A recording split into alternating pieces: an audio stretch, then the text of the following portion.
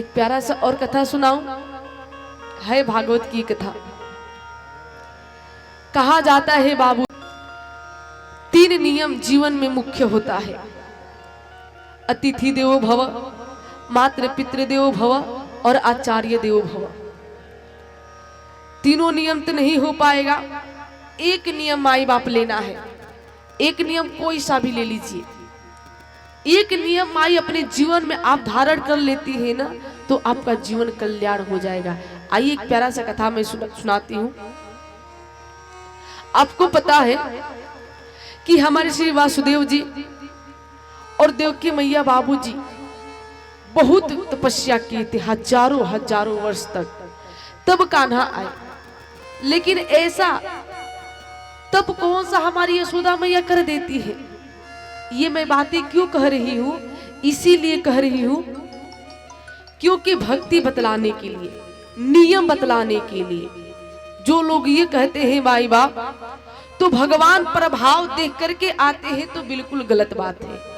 जब तक जीवन में अभाव नहीं रहेगा तब तक भगवान आने होने वाले नहीं है। यशोदा मैया बाबूजी एक कल्प में इनका नाम रहता है धारा। बहुत गरीब रहती है, इतनी गरीब रहती है, लेकिन एक नियम ले रखी थी माई तने, तो हम लोग ध्यान से सुनी है लो। ये व्रत रखने उखने से कुछ भी नहीं होता है। हम लोग क्या करते हैं कि घर में खूब नवरात्रि का व्रत रखेंगे और सास है, ससुर है, जेठानी है, देवरान है, उनका इज्जत नहीं करेंगे, तो माई बाप ये व्रत रखने से कोई लाभ होने वाला नहीं। मैं बार बार कल भी निवेदन की थी, आज भी कर रही हूँ, मैं कभी धोखे में रख करके कथा का पान नहीं कराना चाहती हूँ। स्पष्ट बातें हैं, माई बाप कर्म करेंगी फल मिलेगा, नहीं करेंगी कदापि नहीं मिलेगा, क्योंकि कर्म प्रधान विश्व करी राखा, जो जैसा करहि तस फल चाखा। जो जैसा करेगा महाराज उसको वो भोगना ही भोगना है। और एक और बात, बाबूजी जितना रुपया कमाना है कमा लीजिए, भले कथा में न आइए। जितना महाराज पैसा कमाना है कमा लीजिए, लेकिन ध्यान रखिए जो पैसा आप कमाते हैं, जो कर्म करके ना, भले उस पैसा का भोग करो या ना करो, लेकिन जो कर्म करके आप ये रुपया कमाए हैं ना बाबूजी, उसका भोग तो केवल आपको अकेला ही करना पड़ेगा। कोई महाराज साथ नहीं देने वाला है। यही बाबूजी एक शब्द हमारे रत्नाकर डाकू के जीवन को बदल देता है। आए नारद जी, कहे इतना हत्याएं क्या करते हो, जाकर के पूछो अपने पत्नी से, अपने माता से, क्या वो लोग भाग लेंगे आपके पाप में। आए बाबूजी, आकर के जैसे पूछते हैं रत्नाकर डाकू, माता साफ साफ मना कर देती है। पिताजी मना कर दे, मैं क्या करूं, मैं क्या जानता हूं, तेरा फर्ज है, तेरा धर्म है पालन करना, लालन करना।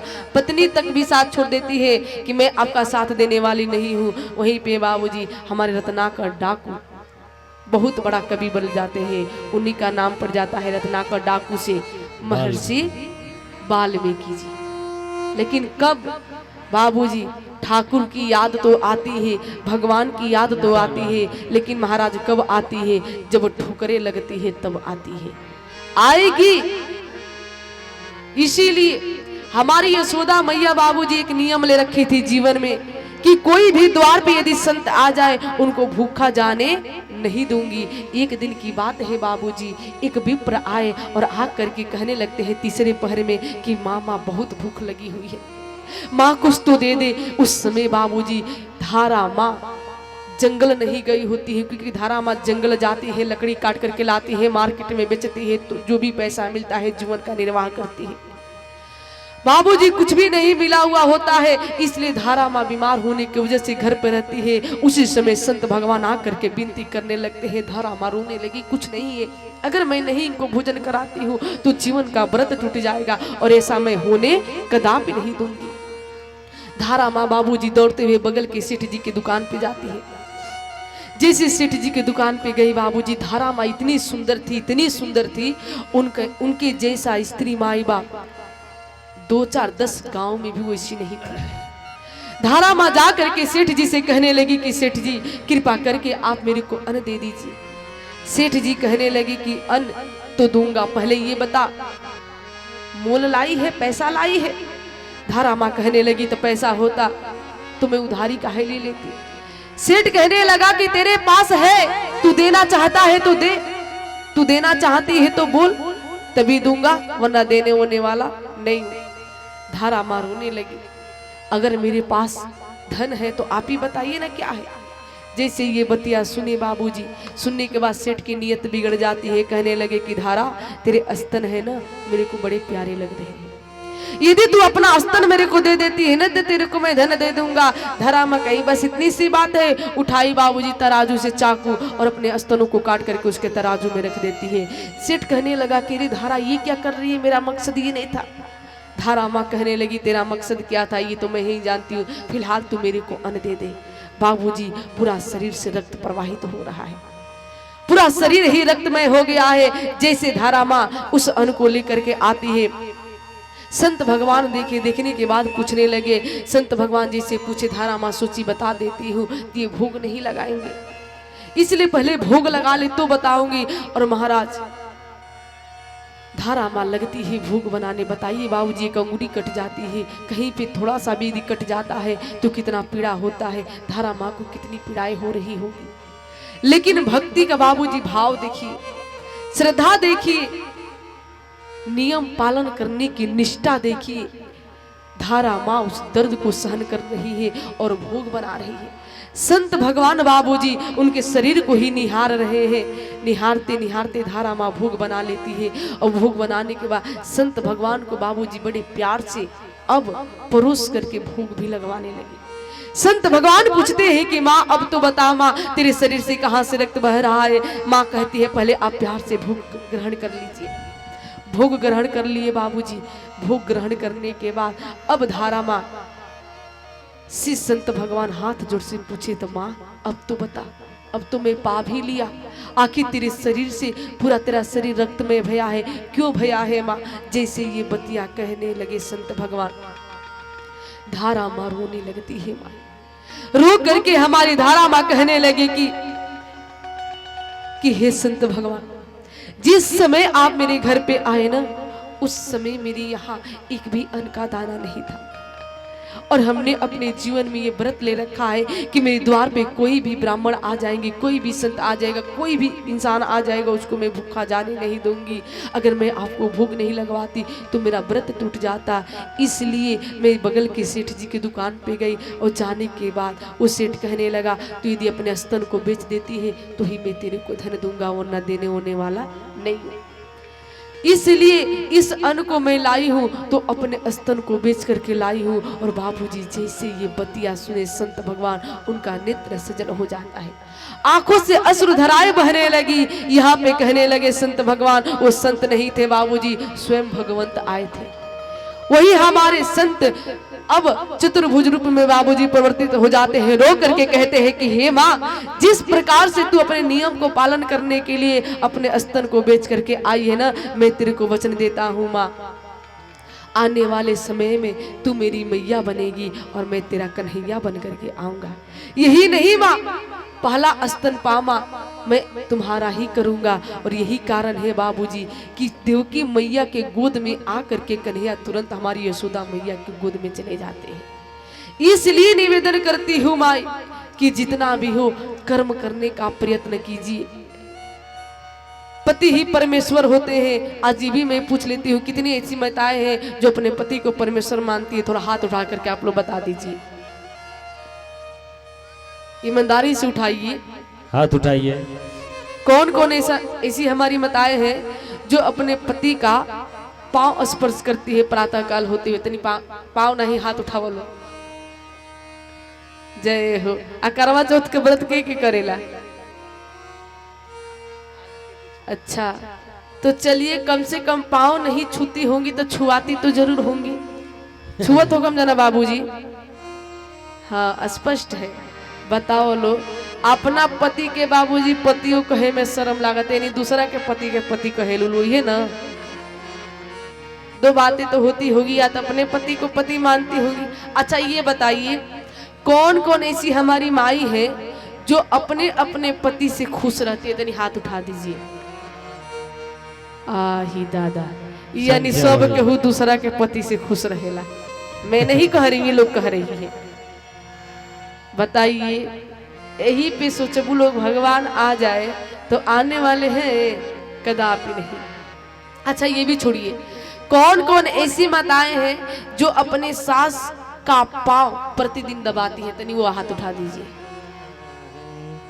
मुश्किल में डाल देंगे आप तो। आही ये दादा आके के खूब गरियावेला, तनी वो हाथ उठा दलो तो।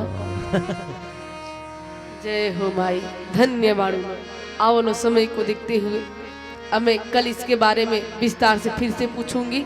और ही न थोके तो बाबूजी कल जनसंख्या माई के कमे हो जाओ, प्रिया जी पूछे ना चले के है ना। खैर लीला में सब कुछ नहीं के पूछा पूछावल ऐसे हुई ठीक बा न हो माई, कोनो बात ना, जैसी आप लोग की इच्छा। देखिए कथा में चलते हैं, कल इसके बारे में बातें करूंगी और बताऊंगी भी। देखिए कहने का तात्पर्य है माई बाप पाला कोई परमेश्वर होता है तो खुद के पति होते हैं, लेकिन कब पता चली काल पूछो काल बताई। अब बाबूजी यहाँ पे सोनक आदि ऋषि कहने लगते तो बताइए महाराज कोई पापी का भी कल्याण भया है? कहते हैं हाँ बिल्कुल भया है। तो कहते विस्तार से इस कथा के बारे में बतलाइए। बताने लगते हैं किरात नगर में बाबूजी देवराज नाम के एक ब्राह्मण रहते हैं। कहने के लिए तो ब्राह्मण है लेकिन काम है शूद्रों के भांति। कहा जाता है कोई भी बाबूजी यदि बड़े होते हैं तो गुण की वजह से होते हैं, कुल की वजह से माई कदापि नहीं होते हैं। यही कारण है बाबूजी थे विश्वामित्र जी क्षत्रिय, लेकिन कहा जाता है ब्रह्म ज्ञानी। और ब्रह्म ज्ञानी यदि किसी को कह सकते हैं तो केवल हम विप्र को ही कह सकते हैं। क्यों कहते हैं इसके बारे में बड़ी विशाल कथा आती है। इतना कर्म किए माई बाप तो वो हमारे क्षत्रिय होकर के उनकी गिनती विप्र में होने लगी। माई बाप सब का सब लेखा जोखा गुणवे का बा, गुण का ही है, कर्म का ही है। अब देखिए महाराज ये देवराज नाम का ब्राह्मण जो है ना ज्ञान में बिल्कुल दुर्बल है, बिल्कुल दुर्बल है। जो काम नहीं करना चाहिए वही कार्य करता है। इसके पास बहुत धन है, इसके जो पिताजी हैं बहुत धन कमाए हैं, माता पिता के पास बाबूजी अपार धन है। लेकिन एक दिन की बात है कि देवराज टहलते टहलते पहुंच जाते हैं तालाब के तट पे, यानी नदी के तट पे।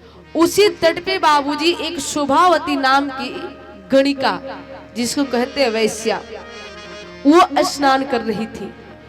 अब इतनी सुंदर थी वो गणिका, इतनी सुंदर थी शोभावती, देवराज देख करके बाबूजी उस पे मोहित हो जाते हैं। अब मोहित तो हो गए, बार बार बाबूजी अपने बाल को संवारने लगते हैं। अब गणिका देखती है कि ये बार बार देख रहे हैं, अपने सखियों को बुला करके पूछने लगी कि ये कौन है।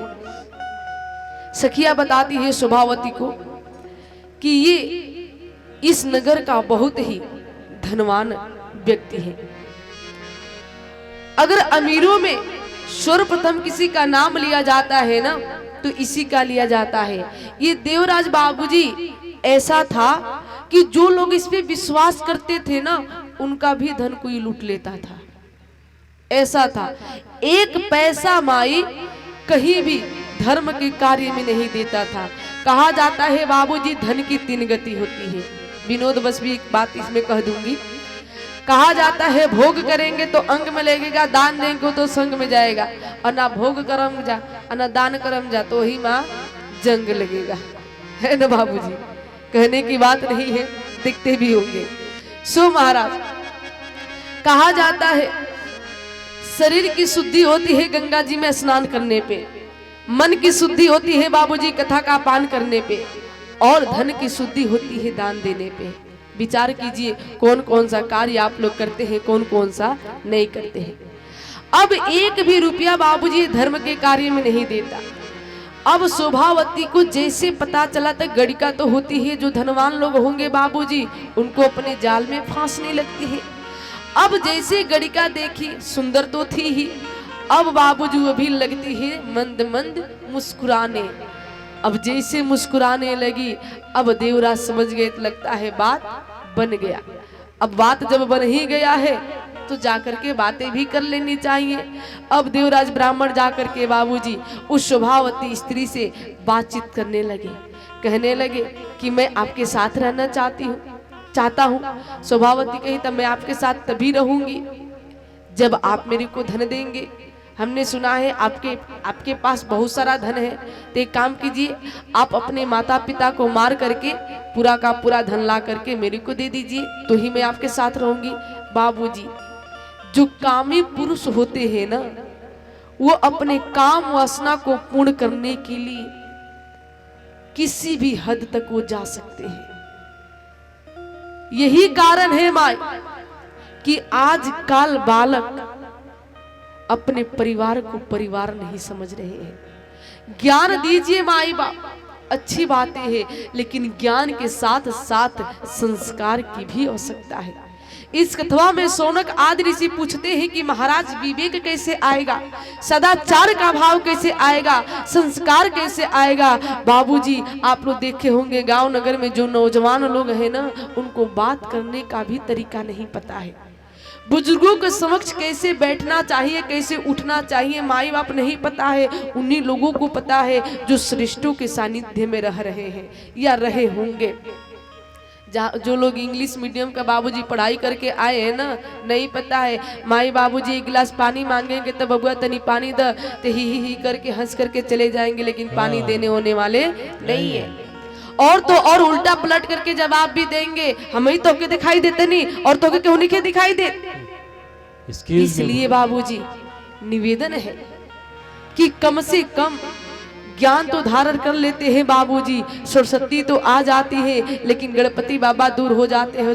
जब तक हम लोग गणपति बाबा को नहीं जानेंगे तब तक विवेक आने होने वाला नहीं है। इसीलिए बाबूजी बोलना है कुछ हो तो बोलने लगते हैं कुछ और, काहे हो ज्ञान का प्रदर्शन करना है।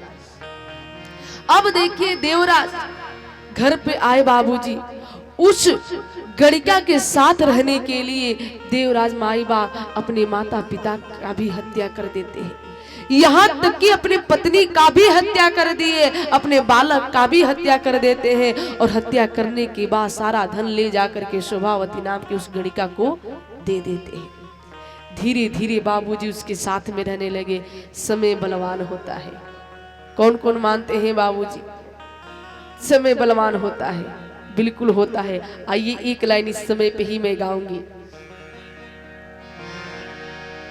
कि वक्त ने जिस दम जिसे चाहा चलना पड़ा, कि छोड़ घर द्वार संसार निकलना पड़ा। वक्त ने जिस दम जिसे चाहा चलना पड़ा, वक्त ने जिस दम जिसे चाहा चलना पड़ा। छोड़ घर द्वार संसार निकलना पड़ा, छोड़ घर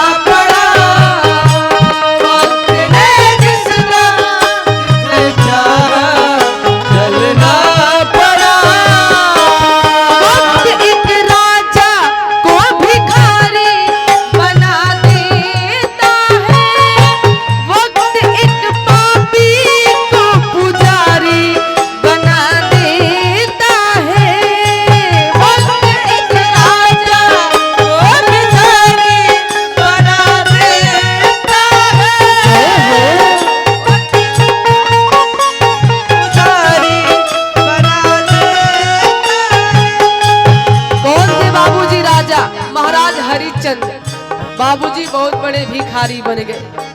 और कौन से सबसे बड़े पापी? रत्नाकर डाकू महर्षि वाल्मीकि जी बन जाते हैं। साधक कहते हैं,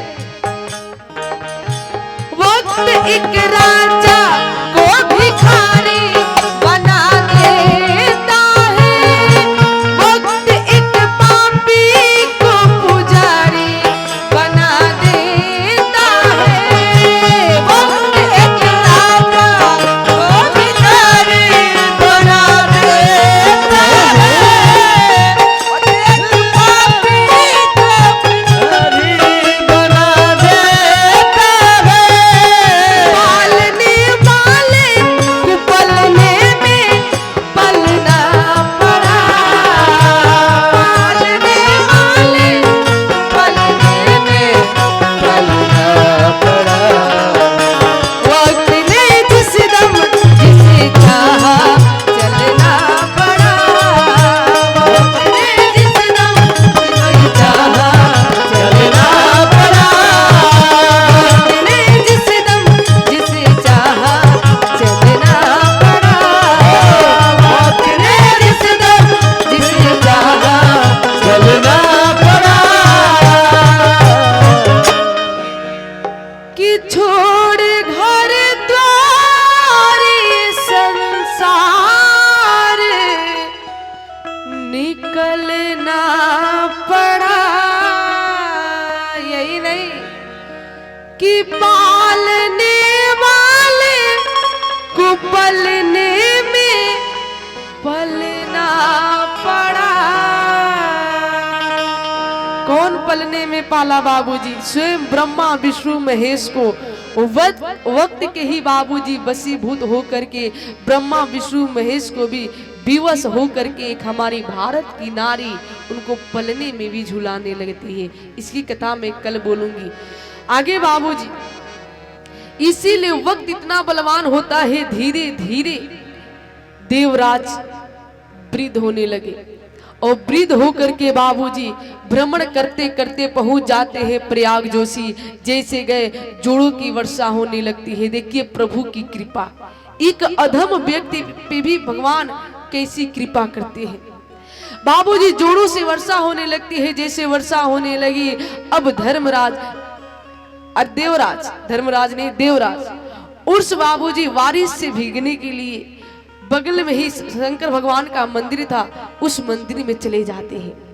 जैसे मंदिर में गए तो जाने के बाद अब उनको बुखार आ जाती है, ज्वर लग गई। बुखार होने की वजह से रात भर वो मंदिर में माई बाप लेटे रहे। और संजोग देखिए माई बाप, ये कथवा में जब आप लोग आए हैं ना तो ऐसे नहीं आए हैं, भगवान ला करके बैठाए हैं। जब तक उनकी कृपा नहीं होती बाबूजी आप यहाँ बैठने उठने वाले नहीं है। नहीं तो बहुत सारे लोग हैं मेरे जाने के बाद आएंगे, लेकिन देखिए प्रभु को जब जिन पे कृपा करनी होती है ना, कब कर देते हैं पता तक भी नहीं चलता है। अब ये देवराज का भाग्य देखिए, उस मंदिर में शिव महापुराण की कथा ही माई बाप चल रही थी। देवराज तो बुखार से तप रहे हैं, लेकिन माई बाप जब महाराज श्री कथा बोल रहे थे ना तो उनकी कथा को ये देवराज बड़े ध्यान से सुन रहे थे। धीरे धीरे बाबूजी पूरी कथा देवराज श्रवण कर लेते हैं और बुखार तीव्र होने की वजह से अपने तन का उसी क्षण त्याग कर देते हैं। जैसे त्याग किए बाबूजी, यमराज के दूत आए लेने के लिए। जैसे उठा करके लेकर के जाने ही वाले थे, वैसे शंकर भगवान के गण भी आ जाते हैं। शंकर भगवान के गण बाबूजी माई भभूति को धारण किए हुए हैं, लपेटे हुए हैं तन में, गोरे रंग का शरीर है। यहां तक कि जैसे लेकर के जाने वाले थे हमारे गण आते हैं और उनको मार पीट करके भगा देते हैं। अब उस देवराज को बाबूजी यमराज जी के यहाँ न भेज करके वो गण लेकर के आते हैं शंकर भगवान के यहाँ। और जैसे शंकर भगवान के यहाँ लेकर के आए तो शंकर भगवान के हाथों सौंप देते हैं। जैसे सौंपे महाराज। इधर यमराज जी धर्मराज जी ध्यान धारण करके देखे, और जैसे ध्यान धारण करके बाबूजी देखे तो क्या देखते हैं कि ये तो पापी था, लेकिन रात भर बाबूजी बुखार होने की वजह से श्री शंकर भगवान की कथा को पान कर लेता है। इसलिए भगवान स्वयं इसको अपने धाम बुलाए हैं। हमारे अंदर भी इतनी सामर्थ्य नहीं है कि देवों के देव महादेव के पास चला जाए। अरे जो काल को भी अपने बस में रखते हैं उनका ही नाम है महाकाल। इसलिए बाबूजी ये कथा यहाँ पे यही कहते हैं सूत जी कि हे सोनक आदि ऋषि, ऐसे पापी व्यक्ति का भी ये शिव महापुराण क्या करती है, कल्याण कर देती है। जैसे ये बतिया सुने बाबूजी एक और उदाहरण में कथा सुनाते हैं, लेकिन मेरे पास समय का अभाव है सो मैं नहीं सुना पाऊंगी, कल सुनाऊंगी इस कथा को। बिंदुक नाम के एक राजा रहते हैं, इनकी कथा और इनकी पत्नी है चंचुला, इनके बारे में कथा का श्रवण करेंगे बिल्कुल सेम बाबूजी। लेकिन देखिए ये कथा यही करती है, कहा जाता है ना कि जन्म जन्म मुनि जतन कराई और अंत काल नम आवत नाही। अंत काल में बाबूजी नाम आता होता नहीं है, लेकिन उन पे ही आता है। एक निवेदन करूंगी माई, आप पापी हैं जो भी है, भगवान के समक्ष जा करके दोनों भुजाओं को उठा करके एक बार कह दीजिए कि हे प्रभु आप मेरे हैं और मैं आपका हूँ। जब तक कहेंगे नहीं ना तब तक भगवान स्वीकार करने वाले महाराज नहीं है बाबूजी। यदि उद्धार होना होता ना तो शिशुपाल के समक्ष हमारे कन्हैया बहुत बार गए हैं। शिशुपाल कभी भगवान को भगवान माना नहीं है। रावण के सामने हमारे राम जी थे, लेकिन वो भी नहीं माने। दुर्योधन के पास थे, लेकिन सभी लोग बाबूजी कोई इनको भगवान मानता नहीं था, क्योंकि भगवान समक्ष आ भी जाएंगे, पास में रहेंगे भी, उठा बैठी सब कुछ होगा। जब तक आपके मन में श्रद्धा नहीं जागृत होगी, विश्वास नहीं होगा ना, तब तक बाबूजी भगवान आपको अपनाने वाले नहीं है। आपको कहना ही पड़ेगा। और भगवान साधकगढ़ कहते हैं कि सन्मुख हो ही जीव मोहि जबहि और जन्म कोटि अघनाश ही तबहि। एक बार कोई पापी से पापी भी व्यक्ति आकर के कह दे कि प्रभु मैं आपका हूँ, आप मेरे हैं, तो प्रभु उसको उसी प्रकार के अपने गोद में उठा करके लाड़ प्यार करने लगते हैं।